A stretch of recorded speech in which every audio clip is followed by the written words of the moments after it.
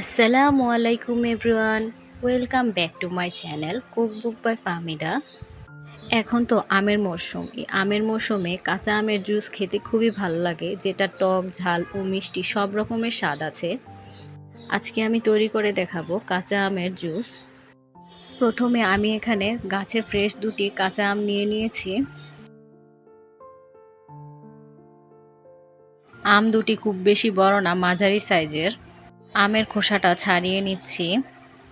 খুব ভালোভাবে খোসাটাকে ছাড়িয়ে নিতে হবে, যেন কোনো জায়গায় সবুজ অংশ না থাকে। আমের খোসাটা ছাড়ানো হয়ে গেলে আমগুলোকে আমি কিউব করে কেটে নিব। এখানে দিয়ে দিচ্ছি 1 কাপ আম।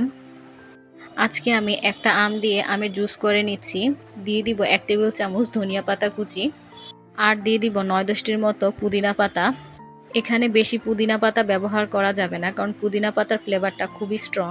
2টি কাঁচামরিচ কুচি করে দিয়ে দিয়েছি। আর দিয়ে দিব 1/2 চা চামচ বিট লবণ। দিয়ে দিব 2 টেবিল চামচ চিনি। আপনারা আমের টকটা বুঝে চিনি দিবেন। আম যদি বেশি টক হয় সেক্ষেত্রে চিনিটাও বেশি ব্যবহার করতে হবে। দিয়ে দিচ্ছি 1/4 চা চামচ জিরার গুঁড়া ও স্বাদ মতো লবণ।